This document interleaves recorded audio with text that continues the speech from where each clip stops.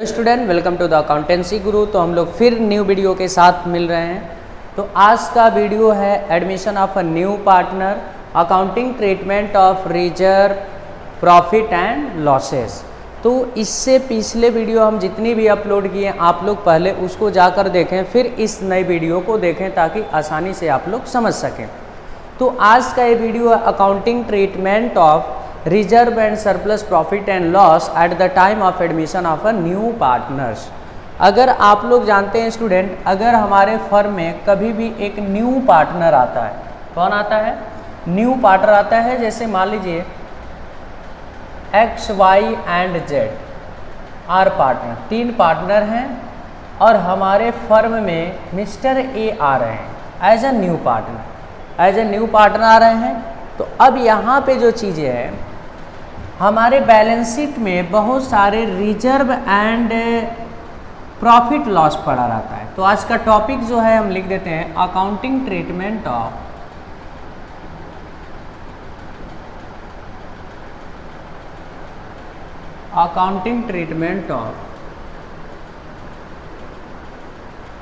Reserve, profit and loss. तो ये हम लोगों का टॉपिक है। तो बैलेंस शीट जो होता है at the time of admission of a new partner, जो ओल्ड बैलेंस शीट होता है, लेफ्ट साइड लायबिलिटी होता है और राइट साइड एसेट्स होता है, यहाँ अमाउंट होता है। ये बैलेंस शीट हो गया। तो लेफ्ट साइड बहुत सारे चीज़ें दिए होते हैं, कैपिटल दिए होते हैं, लायबिलिटीज़ दिए होते हैं, ठीक है, और कुछ जनरल रिजर्व दिया होता है और कुछ पीएल दिया होता है, ठीक है, पीएल दिया होता है, कुछ रिजर्व फंड दिया होता है और कुछ अनडिवाइडेड प्रॉफिट दिया होता है, अनडिवाइडेड प्रॉफिट कुछ रिजर्व के केवल नाम से दिया होता है। तो ये सब सारी चीज़ें हमारे बैलेंस शीट के लायबिलिटी साइड दी होती है। और फिर एसेट साइड क्या दिया होता है? एसेट्स होता है और कुछ पीएल दिया होता है, इधर भी दिया होता है कभी कभी, और डिफर्ड रेवेन्यू एक्सपेंडिचर दिया होता है और फिर एडवर्टीजमेंट सस्पेंस दिया होता है।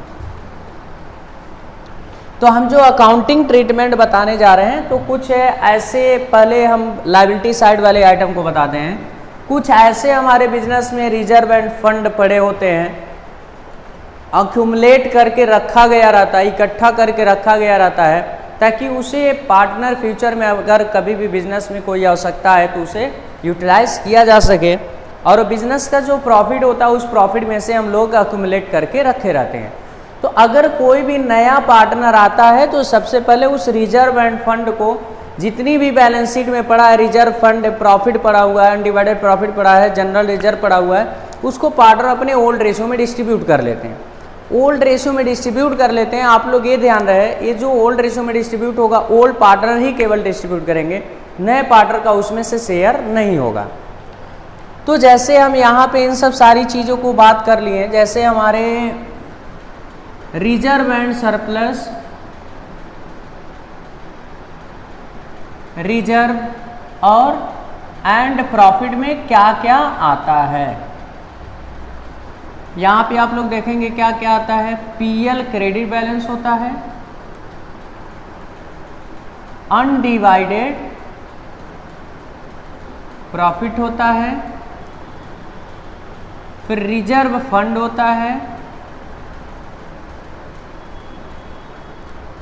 और फिर जनरल रिजर्व होता है, ये सब पड़ा होता है। यहाँ पे जो लायबिलिटी साइड होता है क्रेडिट बैलेंस होता है पीएल, और जो एसेट साइड दिया होता है वो डेबिट बैलेंस होता है। तो अब इतनी यानी फंड पड़ा हुआ है, इन सब सारे जितने भी रिजर्व एंड फंड है इसमें कुछ ना कुछ पैसा पड़ा हुआ है। तो पार्टनर आपस में इसको क्या कर लेते हैं? डिस्ट्रीब्यूट कर लेते हैं ओल्ड पार्टनर ओल्ड रेशियो में। तो इसकी जर्नल एंट्री क्या होती है? General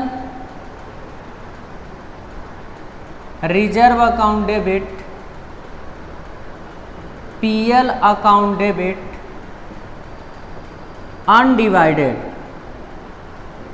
undivided profit account debit,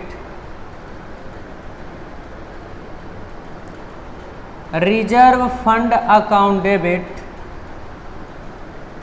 ये सब सारी चीजें डेबिट हो जाएंगे। और to old partner capital account, old partner capital account किस रेशियो में? ओल्ड रेशियो में। Being distribution of various reserve and surplus. तो अब यहाँ पे चीजें नहीं समझ में आ रहा होगा क्यों ये सब डेबिट होता है। तो आप लोग स्टूडेंट ये जानते हैं अगर कोई भी रिजर्व एंड सरप्लस को हम लोग आउट ऑफ प्रॉफिट से क्रिएट करते हैं तो ये सब रिजर्व क्रेडिट होता है। जब इसको डिस्ट्रीब्यूट करते हैं तो ये सब रिजर्व यानी क्या हो रहा है? खत्म हो रहा है। तो ये सब क्या हो जाएगा? डेबिट। और कौन इसको खत्म कर रहे हैं? पार्टनर। तो पार्टनर आपस में इसको क्या कर लेंगे? डिस्ट्रीब्यूट कर लेंगे। तो ये एंट्री हो गया हमारे किसके लिए? रिजर्व एंड प्रॉफिट के लिए। अब यहीं पे हम लोग देखेंगे कुछ लॉस भी होता है, अकाउंटिंग ट्रीटमेंट ऑफ लॉस। अब हमारे बैलेंस शीट के एसेट साइड जो दिया हुआ है, पीएल दिया है, डिफर्ड रेवेन्यू एक्सपेंडिचर दिया है, एडवर्टीजमेंट सस्पेंस दिया है, ये भी लॉस है। अगर कोई नया पार्टनर आता है, अगर उसको आप रिजर्व एंड सरप्लस में अगर शेयर नहीं देते हैं तो वो प्रॉफिट में भी तो शेयर नहीं लेगा। तो यानी रिजर्व एंड सरप्लस भी अगर ओल्ड रेशियो में आप लोग डिस्ट्रीब्यूट कर लिए तो आप लोग इसे भी ओल्ड रेशियो में क्या कर लोगे? ओल्ड पार्टनर डिस्ट्रीब्यूट कर लेंगे।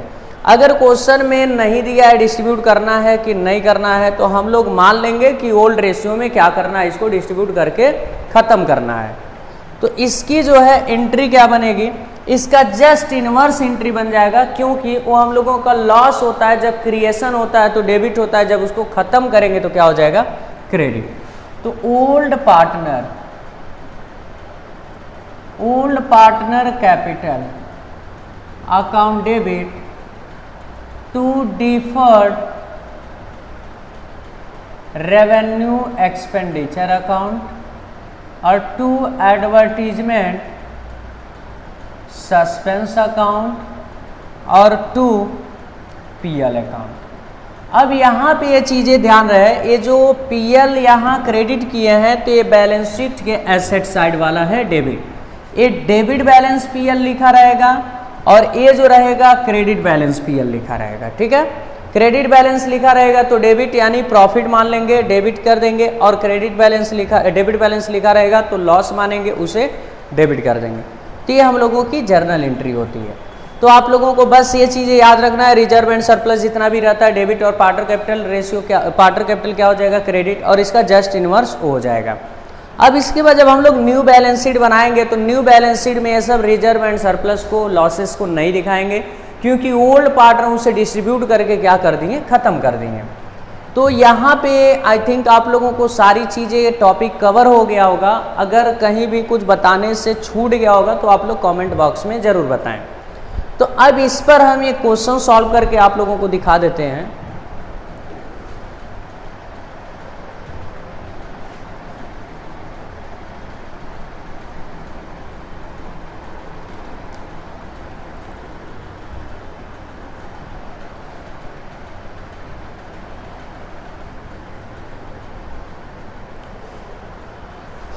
इस पर जो क्वेश्चन है, जैसे यहाँ पर हम लिख देते हैं, जैसे मान लीजिए X, Y and Z are partner, profit sharing ratio 1:1:1।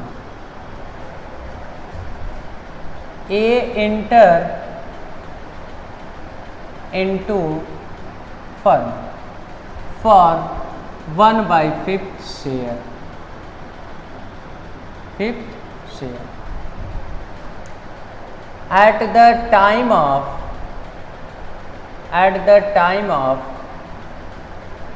admission of a partner.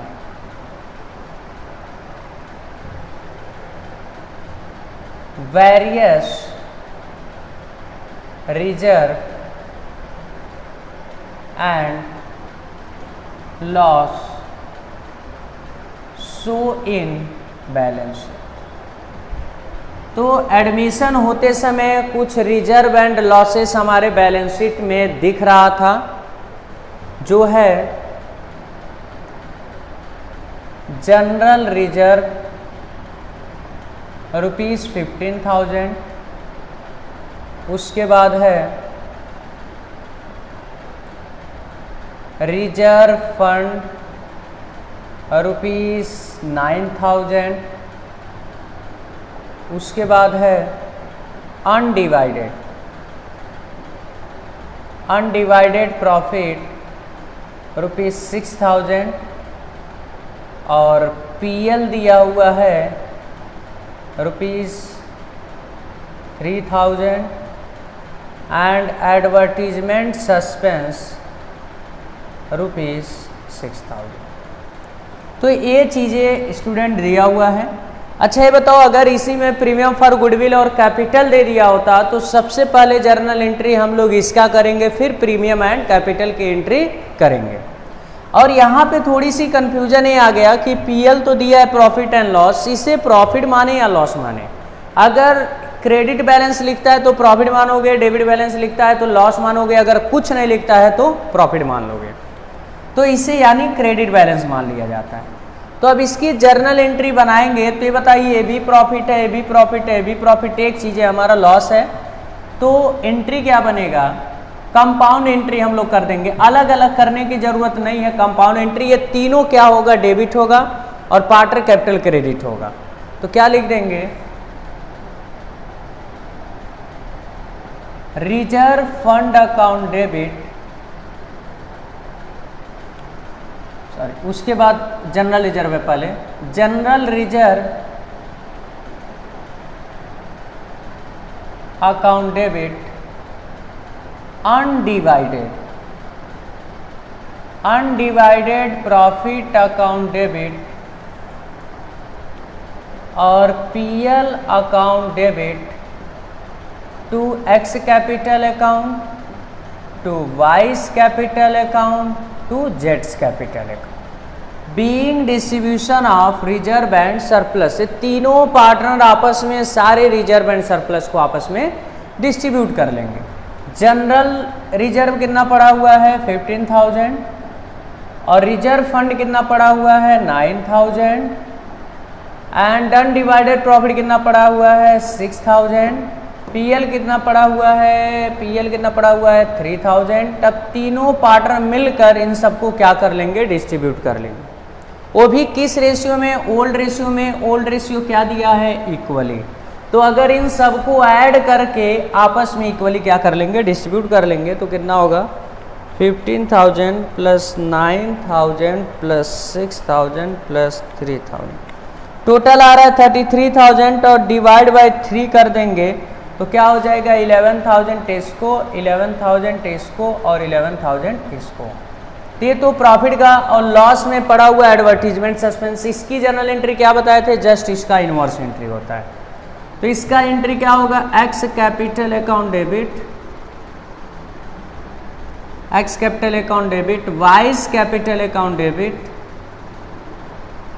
Jades capital account debit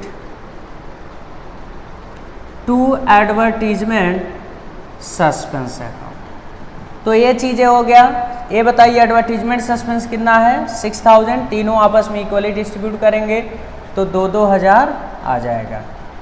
being distribution of advertisement suspense, तो ये क्वेश्चन हो गया। और जो है आप लोग इसी टाइप से जितना क्वेश्चन है इस पर आप लोग कर लेंगे। जितने भी रिजर्व एंड सरप्लस होंगे क्रेडिट हो डेबिट हो जाएंगे और पार्टनर कैपिटल क्रेडिट हो जाएगा। जितने भी लॉसेस हैं जो चीज़ें बताए हैं वो क्रेडिट हो जाएंगे और पार्टनर कैपिटल डेबिट हो जाएंगे। और न्यू पार्टनर को नहीं दिया जाएगा, इसे ओल्ड रेशियो में डिस्ट्रीब्यूट किया जाता है। तो फिर मिलते हैं हम लोग न्यू वीडियो के साथ।